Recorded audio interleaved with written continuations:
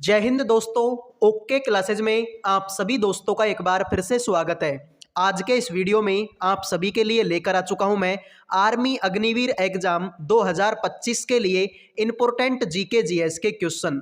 तो अगर आप में से कोई भी स्टूडेंट अग्निवीर 2025 की तैयारी कर रहा है तो फटाफट से लाइव आ जाइए ताकि इस क्लास को शुरू कर सकें। वीडियो को आपको लास्ट तक देखना है, काफ़ी ज़्यादा इंपॉर्टेंट क्वेश्चन मैंने रखे हैं। तो वीडियो में आगे बढ़ने से पहले एक बार सारे के सारे जवान जय हिंद लिख दो, फिर बढ़ेंगे भाई आगे। ठीक है, तो पहला सवाल तुम्हारे सामने है, सीमा रेखा के भीतरी किनारों से बास्केटबॉल कोर्ट की भुजाओं की माप खालिस्तान होती है। ठीक है भाई, बास्केटबॉल का खेल हो सकता है कि आपने खेला हो सकता है कि आपने ना खेला हो, लेकिन भाई क्वेश्चन एग्जाम में आ सकता है कि सीमा रेखा के भीतरी किनारों से बास्केटबॉल कोर्ट की भुजाओं की माप कितनी होती है। तो आप क्या बोलोगे सर? इस सवाल का राइट आंसर होगा हमारा ऑप्शन नंबर 4, 28 गुणा में 15 मीटर। यानी कि 28 तो होती है मेरे भाई लंबाई और 15 होती है मेरे भाई आपके चौड़ाई। अगर मैं तुमसे बात करूं कि बताओ बास्केटबॉल में कितने खिलाड़ी होते हैं, तो आप क्या बोलोगे सर? बास्केटबॉल के खेल में 5 खिलाड़ी होते हैं। कितने मेरे भाई? 5। अगर मैं तुमसे बात करूं कि बताओ भारतीय बास्केटबॉल संघ की स्थापना कब हुई, मैं पूछ सकता हूं आपसे कि भारतीय बास्केटबॉल संघ की स्थापना कब हुई, तो आप क्या बोलोगे? 1950 में इसकी स्थापना होती है। तो ये बात भी आपको याद होनी चाहिए। क्लियर है? ऑप्शन नंबर डी हम लोगों का राइट आंसर हो जाएगा।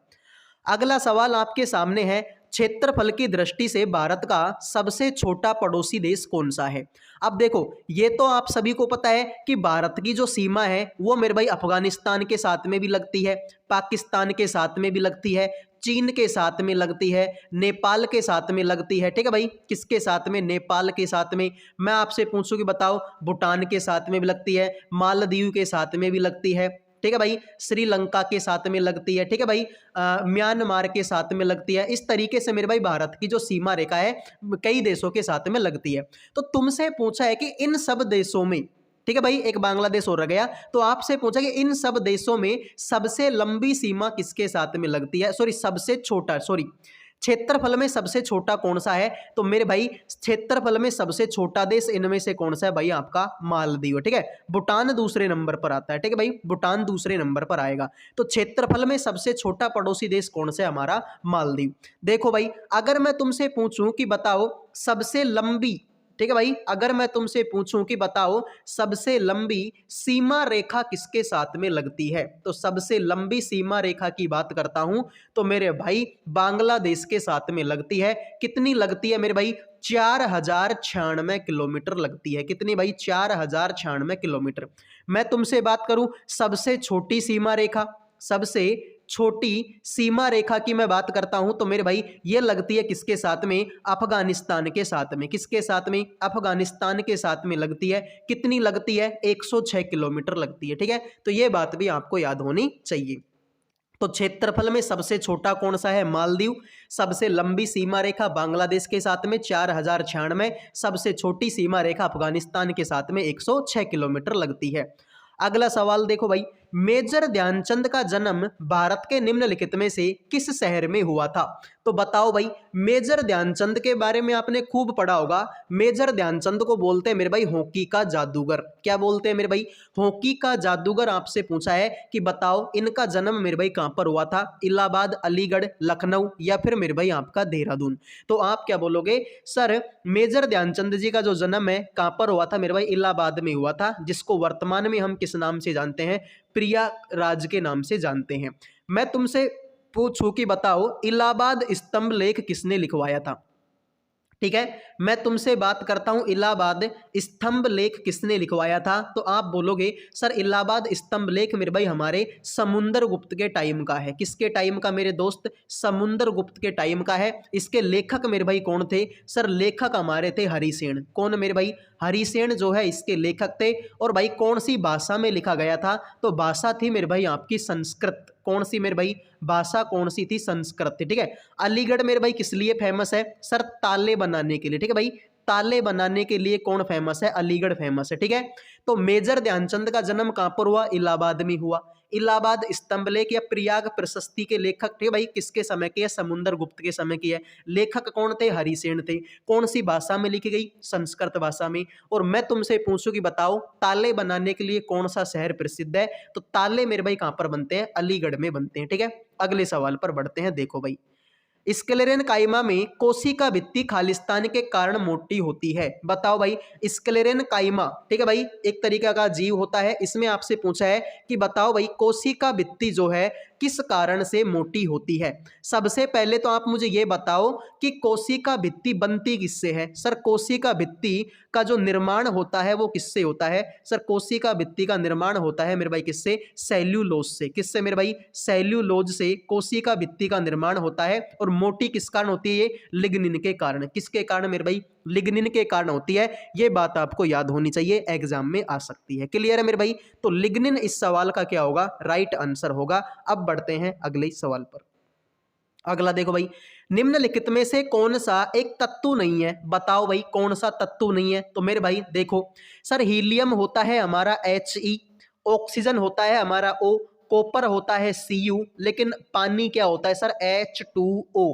यानी कि भाई पानी तत्व नहीं है, पानी तो क्या है? एक यौगिक है। पानी क्या है? एक यौगिक है। यौगिक क्या होता है मेरे भाई? जब दो चीजों को मिलाकर एक चीज बनाई जाती है उसको यौगिक कहते हैं। जैसे कि मेरे भाई इसमें तुम्हारा हाइड्रोजन है और इसमें क्या है? ऑक्सीजन। तो हाइड्रोजन को और ऑक्सीजन को मिलाकर किसका निर्माण किया? पानी का निर्माण किया। ठीक है, तो ये कोई तत्व नहीं है, ये मेरे भाई क्या है सर? ये हमारा यौगिक है। ठीक है भाई, आपने आवर्त सारणी पढ़ी होगी 10वीं क्लास में। ठीक है भाई, आपने आवर्त सारणी के बारे में पढ़ा होगा। तो आवर्त सारणी में तुमको हीलियम भी मिलेगा, ऑक्सीजन भी मिलेगा, कॉपर भी मिलेगा, हाइड्रोजन भी मिलेगा, ऑक्सीजन भी मिलेगा, लेकिन पानी ही, ठीक है, पानी जो है आवर्त सारणी में नहीं मिलेगा। इसका मतलब मेरे भाई ऑप्शन नंबर 2 राइट आंसर हो जाएगा। अगले सवाल पर बढ़ते हैं।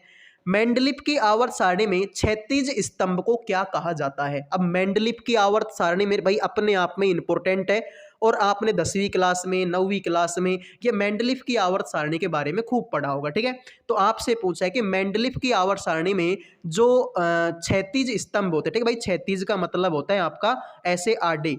ठीक है भाई, ऐसे आडे जो चीजें होते हैं उनको क्षैतिज बोला जाता है। और ऐसे जो खड़े होते हैं इनको मेरे भाई क्या बोलते हैं? इनको मेरे भाई ऊर्ध्वाधर बोलते हैं। क्या बोलते हैं मेरे भाई? ऊर्ध्वाधर बोलते हैं। ठीक है, तो जो ये आडी लाइनें होती हैं इनको बोलते हैं मेरे भाई आपका आवर्त। क्या बोलते हैं मेरे भाई? इनको आवर्त बोलते हैं। और ये जो खड़ी लाइनें होती है इनको मेरे भाई समूह बोला जाता है। क्या बोलते हैं मेरे भाई?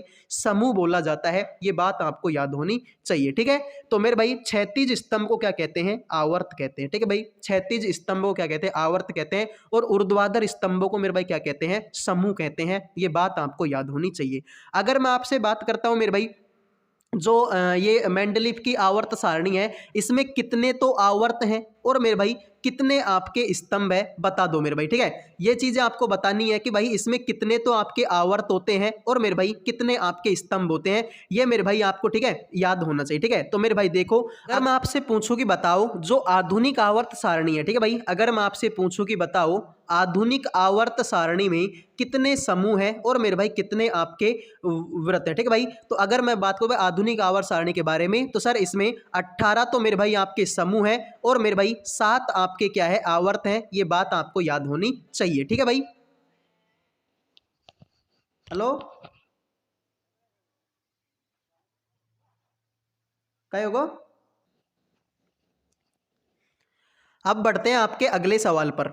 अगला सवाल है, निम्नलिखित में से कौन सा विद्युत के तापीय प्रभाव के व्यवहारिक अनुप्रयोगों पर आधारित नहीं है?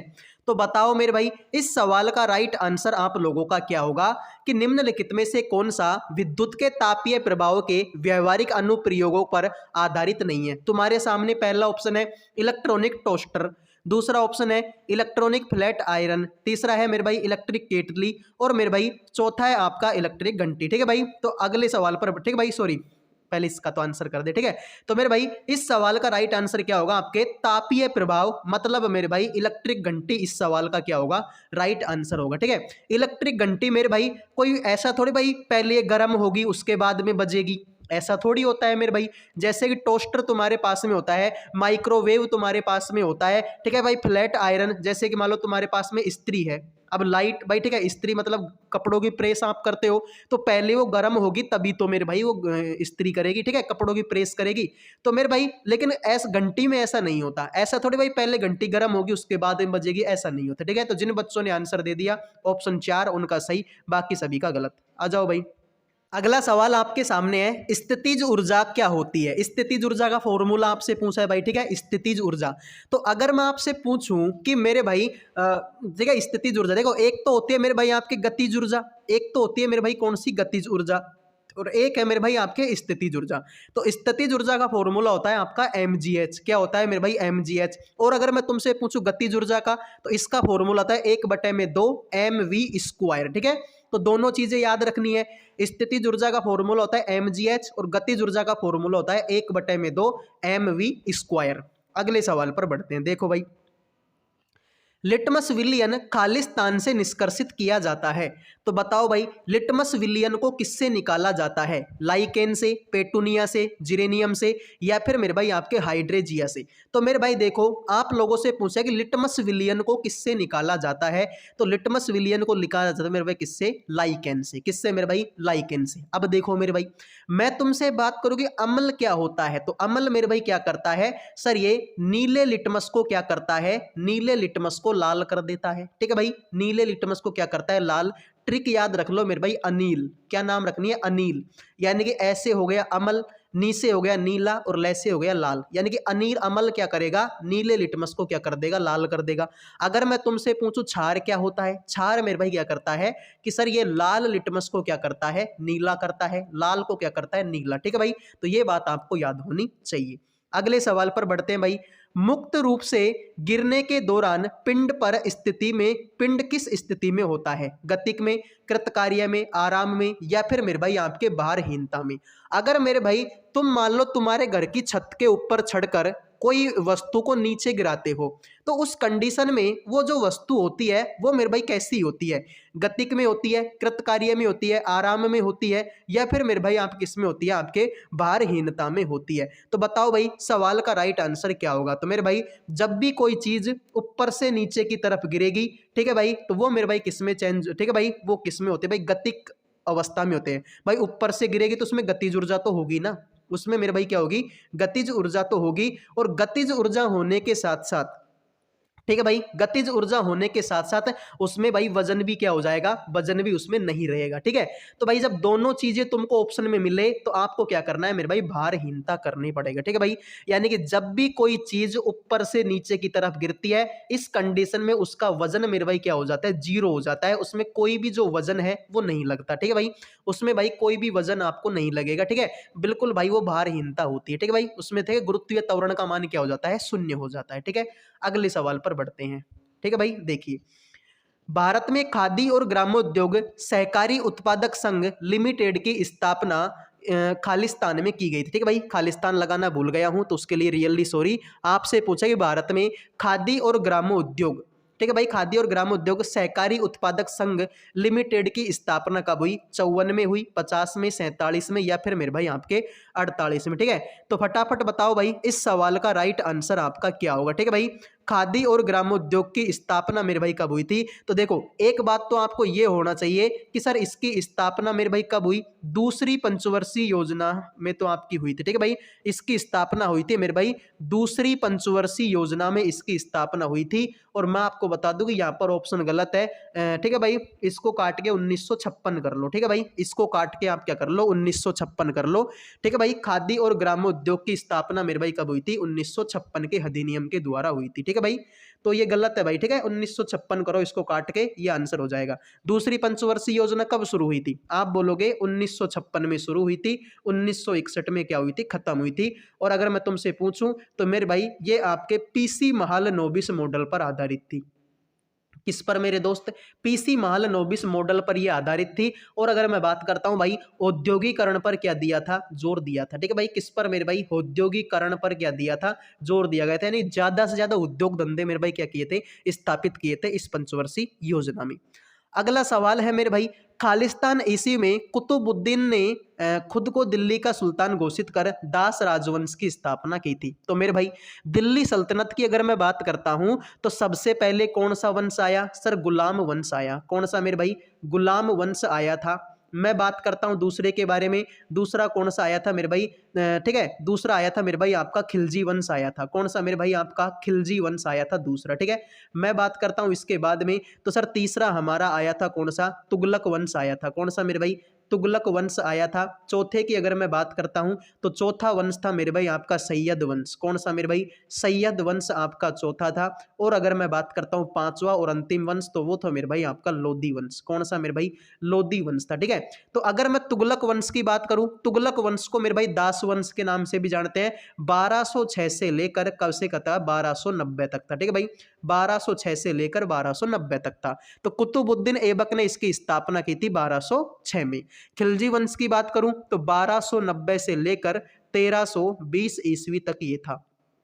तुगलक की बात करता हूं 1320 से लेकर 1414 ईस्वी तक था। ठीक है भाई, सैयद की बात करता हूं तो 1414 से लेकर मेरे भाई ये था आपका 1451 तक। और मेरे भाई लोधी की बात करता हूं तो 1451 से लेकर 1526 तक इसने शासन किया था। ठीक है, तो मेरे भाई ये बात आपको याद होनी चाहिए, एग्जाम में आप लोगों से पूछी जा सकती है कि किस राजवंश का जो काल था वो कब से लेकर कब तक था। तो गुलाम वंश के बारे में हमने बात कर ली 1206 से 1290।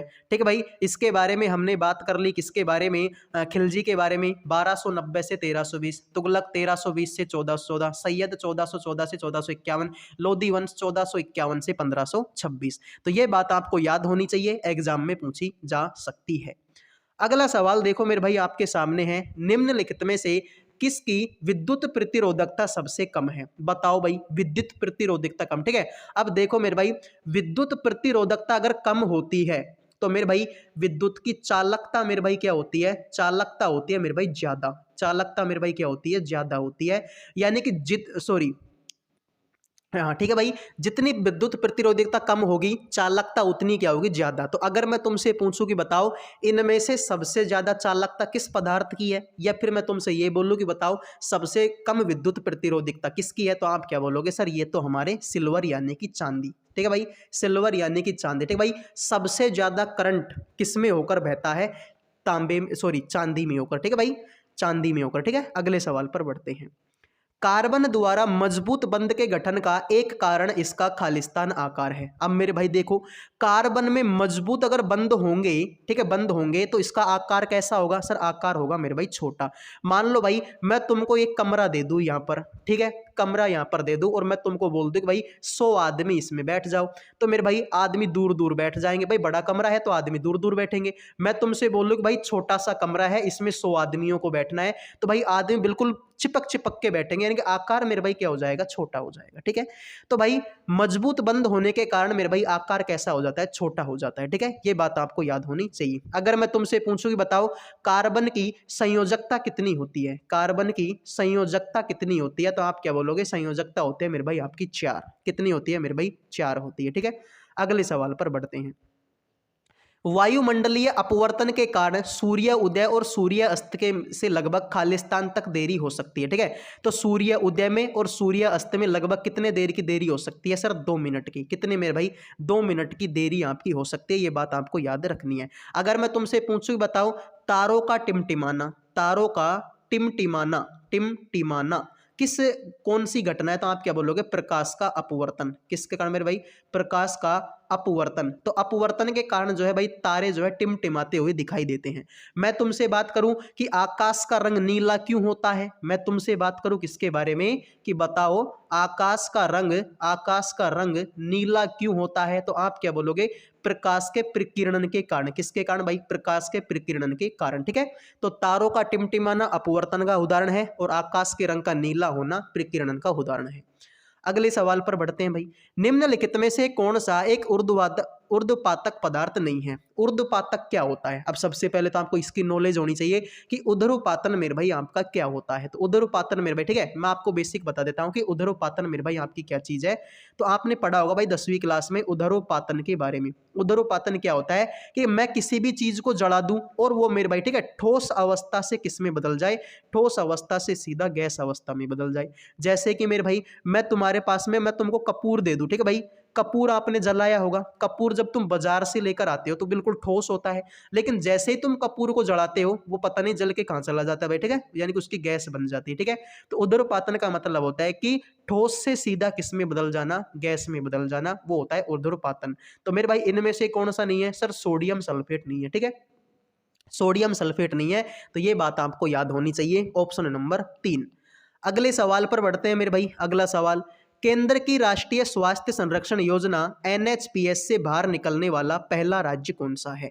मेरे भाई ये शानदार लेवल का क्वेश्चन लगा मुझे, ठीक है, और ये आप लोगों के लिए भाई, केंद्र की राष्ट्रीय स्वास्थ्य संरक्षण योजना से बाहर निकलने वाला पहला राज्य कौन सा है? तो सारे के सारे बच्चे मेरे भाई वीडियो को लाइक कर दो एक बार, ठीक है, सारे के सारे बच्चे एक बार वीडियो को लाइक कर दो और मेरे भाई चैनल को सब्सक्राइब कर लो। इस सवाल का राइट आंसर होगा मेरे भाई पश्चिम बंगाल। अब देखो मेरे भाई, पश्चिम बंगाल के लोक नृत्य एग्जाम में आ सकते हैं मेरे भाई, पश्चिम बंगाल के लोक नृत्य एग्जाम में आ सकते हैं। जैसे कि मेरे भाई कौन सा? काठी, जैसे कि मेरे भाई कीर्तन, जैसे कि मेरे भाई आपका गंभीरा, जैसे कि मेरे भाई आपका बाउल, जैसे कि मेरे भाई आपका जात्रा, जैसे कि मेरे भाई ब्रीता, ठीक है भाई ब्रीता, जैसे कि मेरे भाई आपका मरसिया। ये सारे के सारे मेरे भाई क्या है? पश्चिम बंगाल के लोक नृत्य। कौन कौन से? काठी, कीर्तन, गंभीरा, बाउल, जात्रा, ब्रीता, मरसिया। तो ये सारी बातें जो हैं आपको याद होनी चाहिए। एग्जाम में जाने से पहले मेरे भाई ये सारी चीजें आपसे पूछी जाएंगी, तो बाद में मत बोलना कि सर आपने तो हमको ऐसी चीजें पढ़ाई नहीं थी, ठीक है। तो शानदार तरीके की चीजें हैं, एग्जाम में पूछी जा सकती है। आज का लास्ट सवाल है, 80 किलो द्रव्यमान वाली एक वस्तु 60 मीटर पर सेकंड के साथ गतिमान वस्तु में संवेग कितना होगा? तो बता दो मेरे भाई वस्तु में संवेग कितना होगा, फटाफट से इस सवाल का राइट आंसर कर दो। और चाहो तो मेरे भाई आप इसको होमवर्क क्वेश्चन के लिए भी ले सकते हो, ठीक है। तो जिन बच्चों को होमवर्क क्वेश्चन के लिए क्वेश्चन चाहिए तो वो तो मेरे भाई इसका आंसर अभी बताओ मत, और जिनको मेरे भाई आता नहीं सर ऐसे सवाल हम कैसे करेंगे, हमसे तो ऐसे सवाल आते ही नहीं है, तो मेरे भाई उनको मैं बता दूं कि संवेग, संवेग के बारे में पूछा, यानी कि पी का मान आपसे पूछा है, ठीक है भाई। अब संवेग का सूत्र आपने पढ़ा होगा, पी बराबर में होता है मेरे भाई आपका, ठीक है, पी बराबर में होता है आपका द्रव्यमान गुणा में वेग। अब द्रव्यमान कितना है? 80 किलो का है। वेग कितना है? 60 मीटर सेकंड की घात -1, ठीक है। तो 80 गुणा में 60 कितना? 4800 होता है, 4800 मीटर सेकंड की पावर माइनस, ठीक है। तो ऑप्शन नंबर क्या होगा? ऑप्शन नंबर 4 होगा, ठीक है भाई। भाई ये तो हो गया केजी, तो केजी मीटर सेकंड माइनस, ठीक है भाई, KG metre second minus, option number 4 हम लोगों का राइट आंसर होगा। तो ये थी आज की क्लास। उम्मीद करता हूं कि ये क्लास आप लोगों को पसंद आई होगी। पसंद आई है तो वीडियो को लाइक और चैनल को सब्सक्राइब कर लो। अब मिलेंगे अगले वीडियो में। जय हिंद, जय भारत।